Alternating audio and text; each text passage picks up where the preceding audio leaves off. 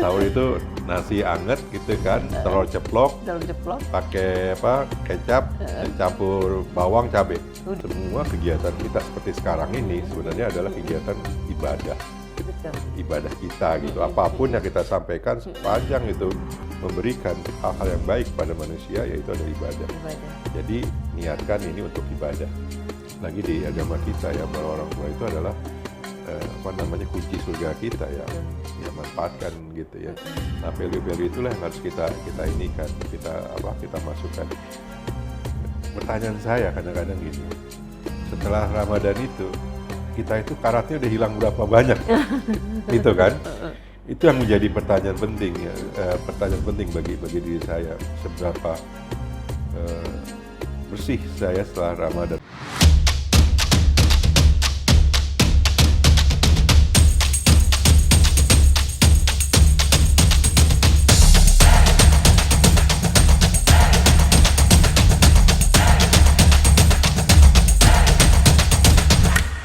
Assalamualaikum warahmatullahi wabarakatuh.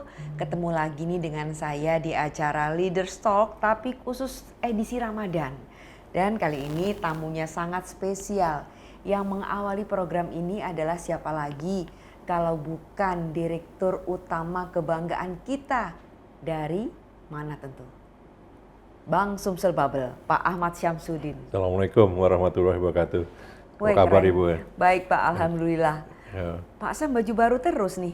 Ya, tiap hari kita harus baju baru, Bu. Gitu ya? Karena hati kita pun harus baru gitu kan. Jadi kita selalu menyesuaikan dengan gitu ya? hati kita. Ini baju lebaran bukan?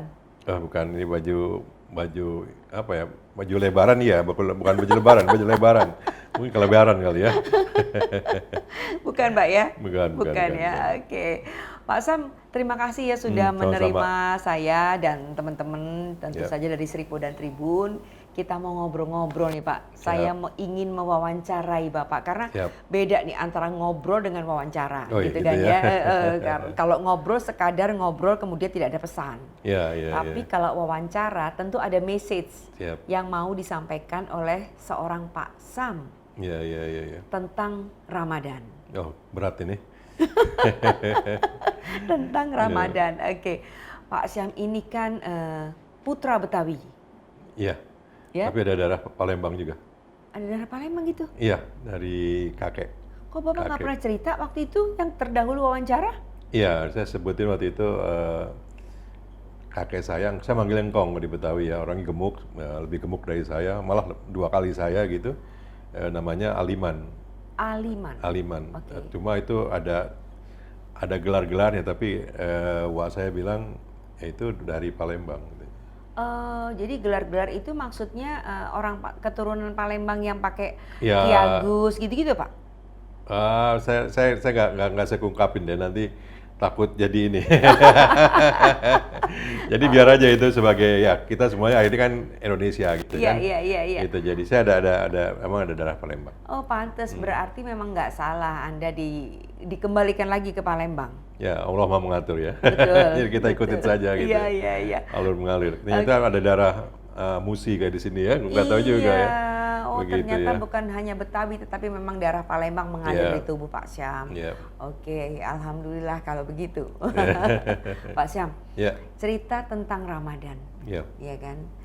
Apa sih pengalaman Pak Syam waktu kecil, atau Pak Syam nih pertama kali puasa umur berapa? Kemudian bagaimana tradisi puasa di keluarga Pak Syam semasa kecil ya tentu saja ya.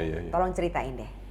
Saya puasa itu belajar ya, dulu dari puasa itu biasanya kalau kecil itu kan diajarin kalau nggak salah itu puasa dari dari habis subuh gitu kan sampai jam 12 gitu kan, terus setengah hari ya. Setengah hari, malah dulu bisa seperempat hari udah jam 9 gitu kan, jadi terus bertahap gitu. Ya. Bertahap. Tapi memang keluarga saya memang agamanya kuat. Ya kalau saya itu kan sekolah 3 kali, jadi sekolah pagi di madrasah, siang di SD umum, malam di masjid gitu ya. Jadi itulah keluarga kami. Jadi kami banyak belajar agama dari sana gitu. Dan yang dulu yang tadi kan pertanyaannya gimana waktu kecil? Wah, waktu kecil itu Saya nggak termasuk, saya termasuk anak yang diam, tapi nggak termasuk yang nakal gitu, tapi ikut-ikutan juga gitu. Contoh dulu kalau kita masih kecil itu kan disebut gitu, kalau ke masjid itu tinggalin yang buruk, bawa yang baik gitu kan. Kalau kita dulu bawa sendal yang jelek, pulang yang bagus. Oh macam-macam, kalau masih kecil itu macam-macam ya. Ada juga cerita teman saya namanya Amin gitu kan. Kalau kita baca ini mohon maaf ya, ini bukan menjelekan bukan mempermainkan agama, tapi walat dolin, yang lain baca amin, si Amin bilang abah gitu. Mohon maaf ini masa-masa kecil ya. Joke ya. Dulu juga macam-macam di kampung namanya Petamburan itu ya. Kalau kita lagi sholat itu kan, kalau ruku itu kadang-kadang dari belakang itu ada yang dorong ke depan, wah macam-macam. Jadi itulah ini ya. Tetapi satu, akhirnya kita kan ke Ramadan ini jadi kita ini kangen ya, kangen dengan suasana, dengan ini yang baru. Jadi kita kangen untuk dapat Ramadannya, begitu. Jadi kita kangen untuk masuk ke bulan Ramadan. Inilah yang saya rasa umat manusia pun orang Islam kalau lihat Ramadan itu bawahnya kangen untuk kembali gitu ya. Itu yang saya rasakan gitu ya. Dan suasana itu nggak mungkin kan sekarang saya dorong orang gitu lagi kan. Tetapi suasana yang sekarang terjadi emang berbeda ya. Lebih kalau saya rasanya lebih sahdu untuk masuk Ramadan itu lebih untuk lebih bermakna. Jadi kenakalan waktu kecil itu kan wajar ya sebagai anak ya Pak ya. Dan Pak Sam ternyata puasanya bertahap. Saya kira begitu juga rata-rata anak. Betul ya. Karena terutama kan yang mau diambil adalah pelajaran berpuasa gitu ya Pak ya. Nah, tolong dong ceritakan Pak Sam ini berapa bersaudara, ya kan? Kemudian tradisi makan ketika berbuka atau berbuka tuh seperti apa, dan juga sahur. Favoritnya apa? Dan apa kebiasaan juga berkumpul bersama ayah, ibu, atau mungkin masih ada engkong? Tolong ceritain. Iya. Kalau kami itu ya seperti yang lain-lain ya, kalau kita buka puasa biasanya sih ya banyak kolak ya, pacar Cina, pisang, macam-macam ya. Apalagi kalau di sana itu kita di kampung itu kan banyak yang jualan. Tapi kadang-kadang mama itu sering masak, jadi kita sering masak gitu ya. Tadi juga saya itu kebetulan 5 saudara. Yang laki ya, 1 wanita, jadi 6. Saya nomor 3, jadi 1, 2, 3, 4, 5 semuanya laki-laki. Maka disebut dulu Pandawa 5. Nah yang nomor kecil sampai yang cewek ini bedanya jauh 7 tahun. Jadi cewek ini nyusul gitu terakhir gitu. Yang menarik emang kalau sahur ya, sahur itu kadang-kadang kita ini sederhana lah, keluarga kami itu nggak hidup di alam kampung gitu ya, jadi sangat sederhana. Kalau kita itu kadang-kadang nunggu tukang ini pulang, tukang sate Madura. Nah kalau sate Madura pulang kadang-kadang beliau bawa sisa-sisa sate yang itu, wah kita beli gitu kan. Nah itu harganya beda ya? Beda, tetapi favorit saya biasanya kalau sahur itu, nah soalnya jadi kalau puasa jadi ini nih. Sahur itu nasi anget gitu kan, telur ceplok, pakai kecap, campur bawang, cabai. Udah. Nah, sudah itu aja. Kadang-kadang yang lain-lainnya kadang-kadang nyusul lah gitu kan. Tapi itu favorit saya itu kadang-kadang telur. Jadi telur kita bisa hitung kalau 5 atau 6 atau kalau kami kan semuanya ada 8, jadi kita bisa hitung bagi-bagi gitu. Nah, itu menariknya gitu loh. Tapi semuanya kita nikmatin, dan itu ternyata sangat nikmat ya.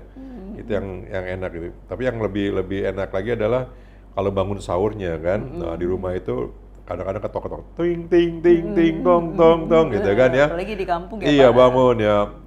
Ibu saya panggil, Bu Nil, bangun Bu Nil gitu, tong tong tong tong. Kalau sudah, ya udah jalan. Misalnya Bu Arung bangun, sudah ya jalan. Nah itu kekeluargaan itu ada gitu, dan itu nggak dipermasalahkan. Membuat sesuatu yang menarik itu nggak dipermasalahkan. Saya juga punya tetangga saya benar di kanan saya tuh dari golongan yang lain, dan nggak mempermasalahkan gitu ya. Nah ini kita sebenarnya hidup ini ya nikmat saja lah gitu ya. Jadi kita suasana itu kan setahun sekali, kita nggak rasakan ya gitu dan itulah suasana yang kita dapatkan di waktu mau buka puasa, mau sahur gitu, dan itu Nikmat sekali. Nikmat sekali. Jadi memang selalu kita rindukan ya Pak ya. Ya kita rindukan, ya. kita rindukan. Dan kebersamaan di keluarga itu yang nggak bisa dilupain ya. Sangat tidak bisa dilupain. Apalagi sekarang terasa ya, ayah saya tidak ada gitu ya, wah itu terasa. Betul. Ibu saya juga sekarang kan masih Petamburan. Tapi umur berapa Pak? Ibu sekitar 80-an. Jadi kemarin juga dia bilang, di mana mau lebaran di mana? Mama mau lebaran di Palembang aja, ayo gitu kan. Jadi insya Allah lah di Palembang. Asik bener ya. Makanan khas dari keluarga Pak, orang tua Pak Sam apa? Oh iya banyak. Yang karena Betawi biasanya kalau lebaran itu semur. Semur daging. Semur daging. Jadi kayak malbi gitu. Betul. Dan semurnya itu, semur Betawi itu kalau orang tua saya itu bikin kering. Kering dan empuk sekali. Jadi dia kadang-kadang kalau ada ininya, ada gajinya itu dibuang. Enggak. Oh, malah justru jadi agak kenyal. Jadi ini yang buat nikmat gitu ya. Malah kalau misalnya ini kebiasaannya kadang-kadang kalau kita bawa lebaran itu, kalau bawa apa namanya rantang ya. Rantang zaman dulu tuh kalau kita bikin ketupat itu kadang-kadang kita bawa ketupat kita ke tangga ini kadang-kadang balik lagi ketupat kita. Kadang-kadang balik lagi ya. Sekarang tradisi itu udah nggak ada deh kayaknya. Iya nggak ada. Tapi di Petamburan masih. Tapi nggak terlalu sering gitu ya. Nah itu yang itu kadang-kadang saya punya tetangga masak ini nanti opornya terus ya. Sayur kacangnya, sayur ininya, macam-macam. Dari rumah tuh jadi lengkap. Nah itulah kebersamaan kita ya. Mungkin ya itu yang membuat kita kangen ya. Betul. Iya. Jadi puasa di Indonesia itu memang khas betul ya Pak ya? Khas sekali. Betul, oke. Nah itu tadi masa kecil, oke. Juga udah termasuk remaja barangkali ya. Nah ketika Pak Syam lepas dari orang tua gitu ya, pengalamannya sama nggak? Dan kemudian pengalaman spiritualnya seperti apa? Iya, saya banyak sekali waktu itu memang saya keluar dari Petamburan ya, saya mulai sekolah di Bogor gitu kan, kemudian sekolah ke luar negeri, ke Jepang, kemudian juga sempat exchange ke Belgia gitu ya, dan sempat juga kemana-mana. Jadi memang itulah yang membuat ternyata kita itu beragama itu yang disebut dengan toleransi memang itu yang kita harus lakukan ya. Dan memang kalau kita bicara keberagaman kita, kalau kita bisa menerima orang lain, kalau kita bisa juga melihat beraneka-ragaman begitu ya. Kita bisa belajar budaya Jepang, kita bisa belajar budaya yang lain, jadi kita bisa menerima. Saya banyak sekali pengalaman spiritual saya memang waktu di pengajian dari guru-guru saya gitu kan ya. Sebenarnya ada satu yang menarik yang selalu saya pikirkan gitu ya. Kita ini kan sebenarnya produk dari orang tua ya. Kita juga belajar dari orang tua. Kita juga jadi begini kalau orang tua ya. Kemudian juga kita juga bisa berilmu juga kepada orang tua gitu. Sebenarnya kalau kita pikir, sebenarnya kita ini adalah kalau misalnya kita ingin berbuat baik macam-macam, sebenarnya doakan itu untuk orang tua juga. Jadi kalau saya berprinsip, ya kita ini berbuat baik seperti ini, seperti katakanlah tidak membuat sesuatu yang aneh-aneh gitu, dan berbuat baik untuk semua, itu sebenarnya jariahnya ke orang tua. Jariahnya ke orang tua. Iya. Jadi itulah yang kita harus jaga, kelakuan kita, semacam-macamnya, karena kita doakan semuanya itu apa yang kita lakukan bukan untuk diri kita, tetapi untuk orang tua juga, begitu kan. Nah inilah yang saya rasakan ada perbedaan yang membuat kita berbeda, di mana kita sebenarnya adalah produk orang tua, kita juga orang tua kita kasih ilmu kita, hartanya juga diberikan ke kita untuk pendidikan macam-macam, dan kita juga mudah-mudahan mereka berdoa untuk jadi anak baik. Anak baik kalau di jariah itu adalah sebagai jariah orang tua. Nah inilah yang saya tarik ke belakang, makanya semua kegiatan kita seperti sekarang ini sebenarnya adalah kegiatan ibadah. Betul. Ibadah kita gitu, apapun yang kita sampaikan sepanjang itu memberikan hal-hal yang baik pada manusia, yaitu adalah ibadah. Jadi niatkan ini untuk ibadah. Oke, menarik sekali ya Pak Syam tadi menyisipkan, ntar diedit aja ya. Oke. Menarik sekali ya tadi Pak Sam menyebutkan kata itu kalau kita berbuat baik, sesungguhnya adalah untuk jariah orang tua. Yeah. Ini hal yang barangkali gini Pak ya, kalau kita zaman kita, Pak Sam ini kan lebih muda dari saya 2 tahun. Jadi umur kami kira-kira sama lah gitu ya. Kita dibesarkan pada baby boomers, ya kan. Tapi kalau anak zaman sekarang, ya, itu ada istilah apa Pak? Sandwich generation. Ya, sandwich generation ya. Dimana dia kalau mampu kemudian ikut membiayai orang tua dan sebagainya. Iya. Kalau buat kita zaman dulu kan biasa-biasa aja kan Pak? Biasa-biasa saja, betul. Iya kan Pak? Dan itu suatu kewajiban yang normal-normal saja. Iya kan? Jadi orang saya mendengar, kita, gitu jadi saya mendengar apa yang Pak Sam bilang, pesan apa yang mau disampaikan kepada anak muda tentang sandwich generation? Iya. Memang semuanya kita namanya sandwich ya. Jadi kita bawa aja dari barat dibawa ke sini ya. Iya. Sebenarnya ada value yang kita harus bangun sebenarnya. Orang barat tuh belajar dari kita juga ya. Ada keinginan dari mereka, kalau memang ada beberapa kawan-kawan saya juga yang sekarang sudah sini udah membuat, teman-teman saya dari yang kuliah dari luar negeri, teman-teman yang dari Eropa gitu, dia pun akan bilang bahwa saya nggak akan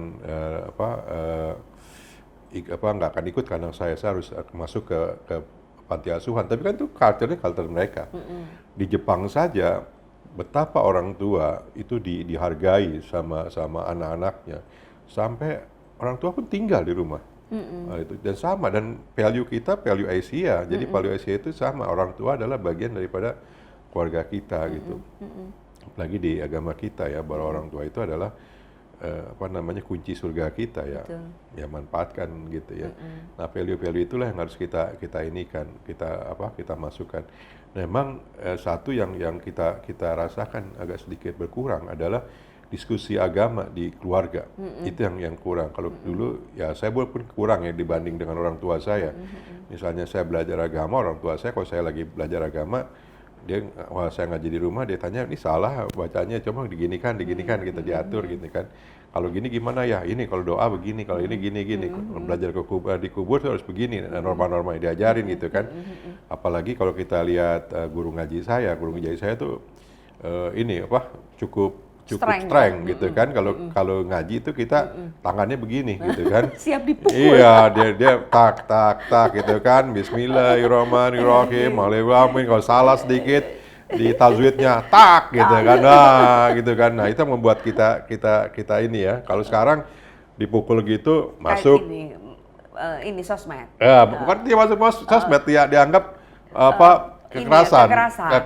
Nah, itu nggak boleh gitu kan. Jadi tentu berbeda Pak ya, nilai-nilai di barat dengan di kita. Beda sekali. Harusnya kita yang menyebarkan value-value kita ke barat, karena kalau kita lihat ya di panti asuhan yang saya tahu ya, waktu di Belgia itu kalau kita tanya ke orang-orang tua sana, mereka rindu anak-anaknya. Mereka rindu, walaupun mereka secara tidak itu mengatakan wah ini, tapi mereka rindu dikunjungi sama anak-anaknya, sama cucu-cucunya gitu ya. Nah, kenapa kita harus meniru mereka gitu? Jadi kita harusnya ya inilah budaya kita juga yang Islami ya, karena orang tua itu adalah kunci ke surga kita, ya kita harus rawat gitu sebaik-baiknya gitu. Dan ini juga mengingat bukan mengingatkan ke pemirsa, tapi ingatkan ke diri saya. Mohon maaf ini. Bener Pak. Apalagi tadi Pak Sam bilang ya, kebiasaan taklim ya, majelis taklim di rumah itu dibanding zaman dulu beda ya Pak ya? Beda. Dan sekarang orang tua saya, kalau saya bilang, wah orang kan Tamburan padat. Saya bilang, Ma pindah aja, karena ayah udah nggak ada, kita bawa ke sini. Dia bilang enggak. Karena apa? Di daerah situ itu taklimnya jalan gitu, ada pengajian ibu-ibu gitu loh. Dan pengajian itu bukan hanya pengajian belajar teks lepas, tetapi selalu pengajian itu sangat erat. Misalnya, kalau misalnya di dalam pengajian itu ditanya, ini ibu ini nggak datang kenapa ya? Gitu, oh sakit, setelah pengajian datang. Begitu kan? Ini ada yang masalah, ada kekurangan, dibantu gitu loh. Jadi taklim di sana, pengajian di sana itu sebenarnya benar-benar kekeluargaan gitu, dan itu nilai yang kita kita ambil gitu ya. Nah, talim-talim itu, jadi talim itu bukan hanya selesai ngaji, kita nggak kenal siapa-siapa, enggak. Tetapi itu benar-benar pengajian yang kita kenal gitu, ustazah atau ustadznya itu kita benar-benar kenal gitu ya. Misalnya, oh kita hari ini ada yang wafat misalnya, ya kita misalnya kalau saya karena NU ya mungkin ya, karena ada pengajian gitu kan 7 hari berapa gitu kan, ya itu ada gitu loh. Nah itu selalu datang ke sana ke sini, nanti ada pengajian di Petamburan. Sampai sekarang pun kalau saya datang ke Petamburan, banyak teman-teman yang sebaya saya gitu selalu negor, gimana nih, gimana kabarnya gitu. Perekat ya Pak ya? Perekat. Oke, Pak Syam, sekarang Anda tentu sudah menjadi seorang kakek ya? Sudah mulai belum? Belum. Oke, taruhlah sudah jadi orang tua. Apa yang tetap dipertahankan di keluarga dari tradisi di keluarga Pak Syam sebelumnya tentang Ramadan? Iya, kebetulan anak saya sudah ada yang kerja, yang ada yang sudah menikah ya. Jadi Ramadan ini kita hidupkan komunikasi sebenarnya ya, komunikasi. Ya hal-hal yang kecil aja gitu ya kita ini kan ya. Saya tanya karena saya misal mau buka puasa, semua bilang pakai HP gitu kan, karena anak-anak di Jakarta dan Bogor buka puasa pakai apa ini ya gitu kan, yang gitu kita bangun. Sudah berapa juz selesai gitu kita sampaikan gitu kan. Ya komunikasi ini memang beda ya, memang dulu kan kita memang nggak ada HP macam-macam. Kalau sekarang ada HP kita lebih itu ini. Video call atau WhatsApp? WhatsApp, video call bersama-sama gitu kan. Dan ya memang agak berbeda dengan zaman dulu. Nah, karena kita ada kemudahan teknologi gitu ya. Tetapi intinya memang kualitas hubungan dengan keluarga itu kita tingkatkan. Nah, tradisi di keluarga kami biasanya anak seperti sekarang ini. Kami sekarang ini anak-anak saya tanya Lebaran mau kemana gitu. Ya sudah sama anggilnya kan nenek itu emak namanya. Kita panggil Petamburan ya, namanya Betawi ya. Sama emak mau ke ini aja ke Palembang, ya udah bawa. Siapa yang bawa anak itunya? Udah sama Dika, anak yang paling besar. Berdua aja nggak apa-apa gitu. Tapi sudah izin dulu dengan keluarga yang lain ya, kalau takut mereka pada marah nanti kita bawa ke sini. Diizinkan ya sudah orang tua ke Palembang. Orang tua ibu tinggal satu dan itu milik semua. Milik semua, ya. Betul. Izin dulu sama yang lain. Sama yang betul ya. Begitu juga dari pihak istri juga tinggal bapak. Jadi kemarin ibu juga wafat. Jadi ya itulah, kita kadang-kadang di keluarga sana, keluarga sini. Jadi kita mencoba untuk nanti kumpul di keluarga sana, keluarga sini. Gitu. Nah Pak, ketika Anda menikah dengan ibu ya, itu kan tentu ada juga kebiasaan dari ibu yang melebur di tempat Bapak. Iya. Apa Pak kira-kira bukan hanya dari sisi makanan gitu ya, tapi tradisi Ramadan yang dari keluarga ibu dan kemudian menjadi satu dengan kepala keluarganya seorang Ahmad Syamsuddin. Iya, kalau keluarga istri itu guyup ya, dia guyup ya. Ibu orang mana Pak ya? Ibu dari suku ya?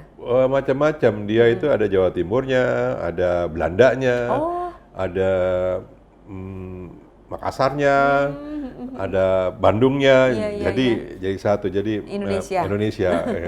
Ibu itu orang kan aktif ya, tapi keluarganya memang keluarga terbuka gitu kan, jadi kadang-kadang kumpul gitu kan, guyup pada misalnya hari kedua biasanya kita kumpul bersama-sama gitu kan, dan di keluarga itu biasanya pas berkumpul itu bikin perlombaan gitu anak-anak ya. Nah, yang saya sharing ke keluarga besar ibu adalah kalau di Betawi itu kalau Lebaran itu siap-siap kantong ya, gitu kita kadang-kadang tuh kita dapat dapat nyawer. Ya, anak-anak datang cium tangan gitu kan.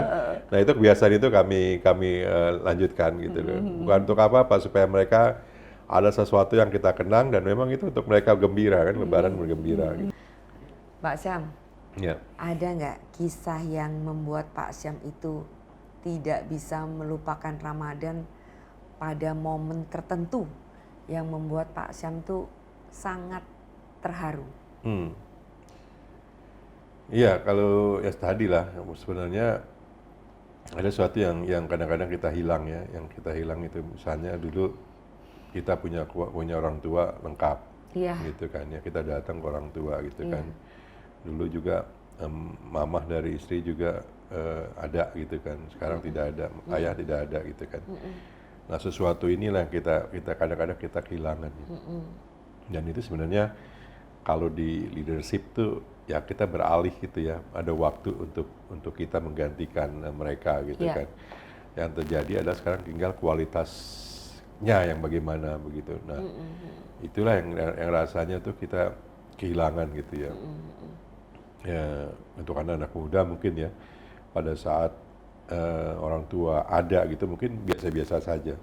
Tapi pada saat dibutuhkan gitu, itu kadang-kadang mereka tidak ada. Nah itu yang menjadi kita kadang-kadang kehilangan gitu ya. Ya kalau di kami ya, misalnya begini, kami itu kalau ada masalah ke orang tua itu kita bercerita. Saat saya kerja pun saya bercerita. Bukan untuk menyelesaikan pekerjaan kita gitu kan. Ada masalah kerjaan begini-gini, enggak.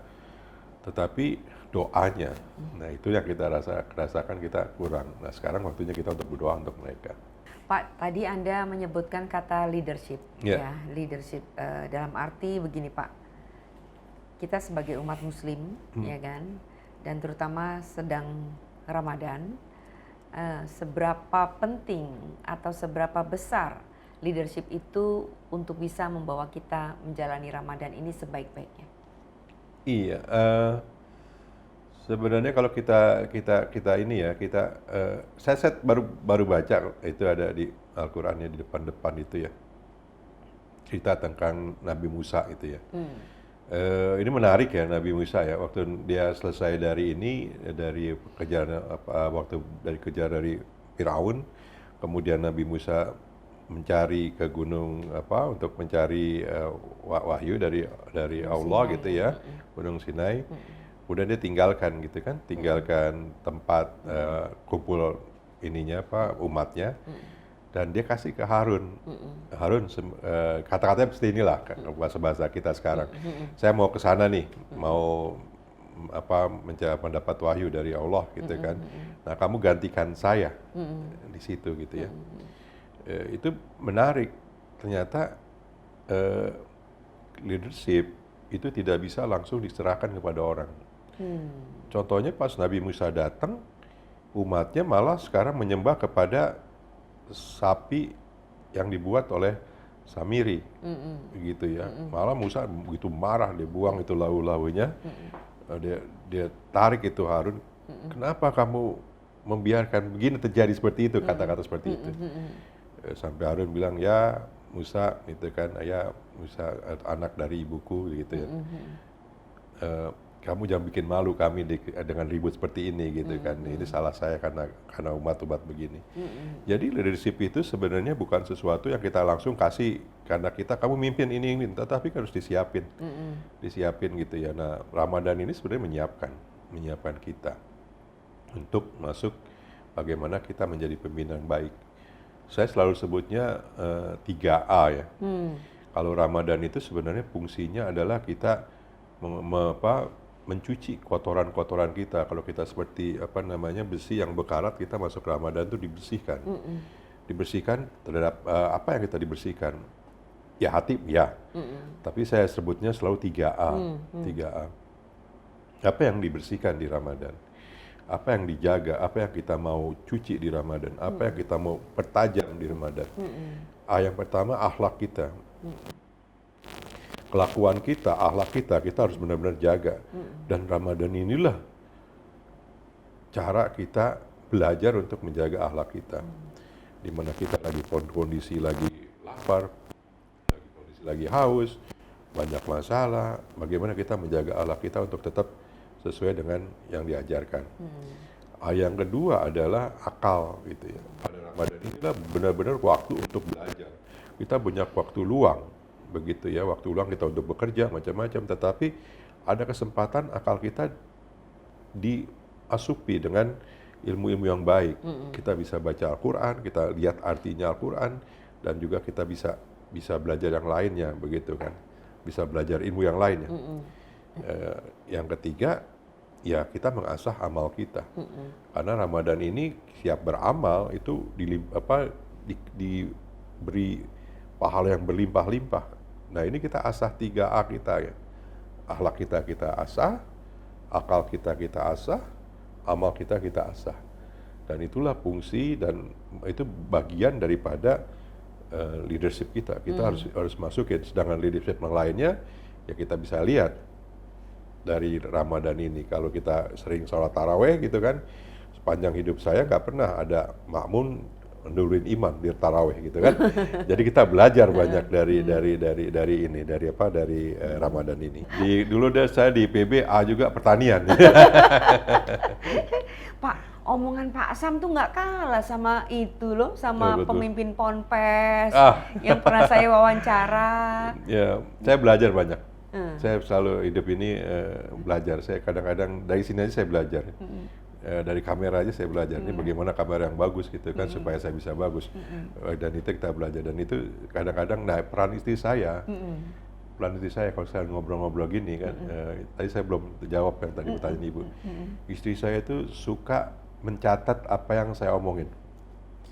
Misalnya nih, saya ada berapa mentor anak-anak yang saya mentoring ya. Saya suka mentor, tapi anak-anak itu tanya ke saya, Pak, kalau ada masalah gini gimana Pak? Gini, saya cerita. Istri saya yang catat. Nanti di rumah cerita, Pak kemarin ngomong begini, mau diapain gitu kan. Kalau ada ide-ide, saya omong aja, seperti ide-ide saya ngomong sendiri, nanti istri saya yang catat. Nah istri saya tuh rajin mencatat, dan itu kadang-kadang diingetin, Pak kemarin ngomong gini, ini begini gitu loh. Pak kemarin tuh ada ide mengenai misalnya kur begini, jadi istri ikut kur kan. Jadi idenya begini, ini gimana caranya? Nah, itu selalu diingatkan. Nah itu bagus dan saya senang belajar, senang belajar. Nah, belajar itulah yang membuat kita lebih ini, dan dari belajar itu kadang-kadang wah ini arahnya ke sana ya idenya. Nanti saya coba bungkus membuat seperti ini gitu. Jadi Pak Sam ini memang seorang pembelajar sejati ya. Tadi sebelum kita wawancara Pak Sam lagi kuliah Zoom. Iya. Masih belajar terus kan Pak? Belajar terus. Oke. Dan Anda beruntung karena punya istri yang sangat mendukung, dalam arti itu tadi Pak. Suami istri itu kalau saling mendukung satu konsep dalam pikiran, itu akan saling membesarkan, menguatkan, melahirkan ide-ide baru lagi. Betul, setuju. Gitu ya Pak Setuju. Oke. Tapi istri saya juga beruntung dapat saya. Iya Pak, jelas. Kalau itu nggak usah diomongin, Bu Wina, tenang aja. Dikat. Ya tapi saya kagum dengan istri saya. Iya kan? Oke. Pak Sam, tadi kan Anda bilang Ramadan itu selalu ngangenin. Iya. Ya, selalu ngangenin. Dan Ramadan ini tadi Pak Sam bilang ada 3A yang harus dilaksanakan. Ya kan? Kalau menurut Pak Sam, Ramadan ini bukan hanya seberapa penting ya menurut saya, tapi hikmah yang paling dalam yang Anda rasakan tuh apa? Ini pertanyaan berat ya, hikmah ya. Kalau saya lihatnya gini, kan tadi kalau kita Ramadan itu kan kita masuk ke Ramadan itu dalam kondisi yang katakanlah kalau mobil itu kotor ya. Berkarat tadi. Berkarat ya kalau itu ya, saya bilang berkarat, kemudian kita dicuci di Ramadan itu. Pertanyaan saya kadang-kadang gini, setelah Ramadan itu, kita itu karatnya udah hilang berapa banyak, itu kan? Itu yang menjadi pertanyaan penting ya, pertanyaan penting bagi diri saya, seberapa bersih saya setelah Ramadan. Artinya bukan berapa bersih secara ini ya, kalau dosa-dosa ya Allah yang punya hak ya. Tetapi bagaimana kita setelah itu berperilaku, bagaimana Ramadan itu membekas ke diri kita gitu selanjutnya. Ramadan ini kalau dalam bahasa ini ya, seperti mobil lagi ngebut pit stop, masuk ke pit stop itu F1 lah gitu, kita masuk pit stop, kita bersihkan macam-macam, nah seberapa kuat kita lari. Nah itu yang menurut saya perlu kita resapi ya, kita tanya ke diri kita gitu ya. Nah itulah hikmah yang saya dapat. Kalau saya nanti di habis Ramadan itu perilaku saya sama saja dengan setelah Ramadan ya susah. Dan tadi akan 3 hal itu, apakah akhlak saya juga berubah atau tidak, apakah cara berpikir saya berubah atau tidak, apakah amalan saya berubah atau tidak gitu kan. Ya minimal ada sedikit-sedikit lah, 0, sekian naik gitu kan, menurut saya yang nggak terlalu ini. Yang penting ada perubahan-perubahan yang kita harapkan begitu. Begitu juga yang kita bawa dalam kehidupan sehari-hari, entah di rumah, entah di masyarakat, entah di kantor, nah itu harus ada begitu ya. Termasuk juga semangat kerja, gitu. Terkait Ramadan juga setelah itu semangat kerjanya adalah semangat Ramadan. Ya, Ramadan ya. Tapi masalahnya Pak, kita ini masyarakat umumnya atau manusia pada umumnya lah seperti itu. Ramadan ini jadinya tradisi dan kosmetik. Ya. Gimana Anda berpendapat soal itu? Iya, menurut saya sih Allah Maha Adil ya. Ya kalau misalnya dianggap sebagai kosmetik, ya memang dia milih seperti itu. Ya setiap orangnya ya memilih seperti itu. Tetapi kalau saya mengandang satu Ramadan itu selalu berpikir positif. Ya mungkin menurut orang, kita menganggap itu sebagai suatu kosmetik. Ramadan itu sebagai sesuatu yang peluang bisnis gitu ya. Kadang-kadang saya bilang, kadang-kadang Ramadan itu suatu membuat pencitraan gitu kan, atau macam-macam ya. Menurut saya sih wajar-wajar saja. Yang penting kita tidak berprasangka buruk terhadap sesuatu ya. Jadi kita juga harus berprasangka baik terhadap Allah, terhadap sesuatu. Jadi ya silakan saja. Jadi kita menganggap Ramadan ini suatu kosmetik atau tidak atau itu ya. Tetapi tetap harus kita jaga cara pandang kita. Jangan sampai cara pandang kita dipengaruhi oleh cara pandang yang quote unquote negatif. Yang kita harus tetap berpandangan positif. Kalau beliau bilang, wah ini Ramadan ini adalah bagi kami adalah pencitraan, ya wajar-wajar saja. Oh baguslah begitu. Mungkin kita berharap dari yang mereka lakukan ada manfaatnya juga bagi mereka. Minimal ada manfaatnya bagi mereka. Minimal ada manfaat, ada benefit. Ada benefit. Jadi kita lebih kepada lebih enak hidup ini kalau kita pikirin sesuatu yang berat dan sesuatu yang bukan di ini kita, di wilayah kekuasaan kita. Ya kita jangan kita pikirin secara itu. Jangan overthinking terhadap itu ya. Jangan overthinking. Yang kita lakukan adalah apa yang kita bisa rubah di lingkungan kita. Ya lingkungan keluarga, kalau anak kita nggak puasa atau anak kita ada masalah dalam puasa, kita bantu. Gitu. Tapi kalau yang besaran lain untuk merubah dunia, ya janganlah gitu. Kita harus coba yang kita bisa lakukan. Seperti sekarang ini wawancara kita diskusi ya, ngobrol-ngobrol gini, sebenarnya kan wawancara Pak, karena ada pesan banyak tadi yang disampaikan oleh Pak Sam. Iya, kalau wawancara seperti ini kan sebenarnya kan kita berusaha untuk men-sharing apa yang menurut kita baik. Tetapi kan baik itu kan penilaiannya berbeda-beda. Kadang-kadang juga baik itu menurut orang belum tentu baik ya. Oke, Pak Sam. Sekarang saya mau tanya, ini pertanyaan terakhir. Apa doa Pak Syam ketika malam takbiran atau besok kita merayakan Idul Fitri? Banyak, tetapi yang satu ya sebenarnya yang itu Robbana atina fid dunya hasanah wa fil akhirati hasanah, itu saja sih sebenarnya yang utama. Tetapi doa yang terbaik adalah bagaimana kita untuk menjadi orang baik itu. Ya itu yang utama ya, bagaimana kita bisa lebih baik daripada tahun-tahun yang lalu gitu, dari tahun-tahun sebelum itu, dan mudah-mudahan Ramadan kita semua diterima oleh Allah Subhanahu wa taala gitu ya. Itu banyak dong doanya dia. Tapi intinya ya kita berharap Ramadan ini membekas di diri kita dan keluarga kita dan ya umat manusia begitu kan, bahwa Islam itu adalah agama yang sangat rahmatan lil alamin gitu ya. Itu cukup bagus ya. Saya pikir itu yang yang doa saya. Kadang-kadang doa itu kan tidak hanya di suatu saat ya, tetapi doa itu kan kita sebenarnya kita sudah siapkan doa itu di Ramadan ini. Kita misalnya ini ada satu contoh ya. Wah ya Allah bagaimana kita supaya saya bisa lulus ujian, tapi kita nggak belajar. Ya sama saja gitu kan. Jadi kita sebenarnya doa itu adalah kita cerminan dari apa yang kita lakukan selama Ramadan. Kalau waktu Ramadan itu kita berusaha mencari uang untuk dapat baju bagus, dapat perhiasan bagus, ya pasti doanya bagaimana kita dapat itu setelah Ramadan kan. Tapi kalau kita belajar dari awal Ramadan memang untuk merubah diri kita ya, kita pasti doanya akan ke sana gitu. Saya percaya bahwa proses itu akan menentukan hasil. Gitu. Proses menentukan hasil. Baik Pak Syam, terima kasih banyak nih sudah banyak sekali insight yang kita dapatkan tentu saja dari Pak Syam. Sangat berkesan dan mudah-mudahan bermanfaat ya Pak. Amin. Saya mohon maaf lahir batin apabila banyak kata-kata saya yang ya quote-unquote ngawur gitu ya. Tetapi insya Allah semuanya dengan niatan hati saya yang baik gitu untuk kebaikan ke semua. Saya mohon maaf lahir batin apabila salah. Terima kasih Ibu. Terima kasih juga Pak. Salam buat Ibu dan anak-anak. Assalamualaikum warahmatullahi wabarakatuh.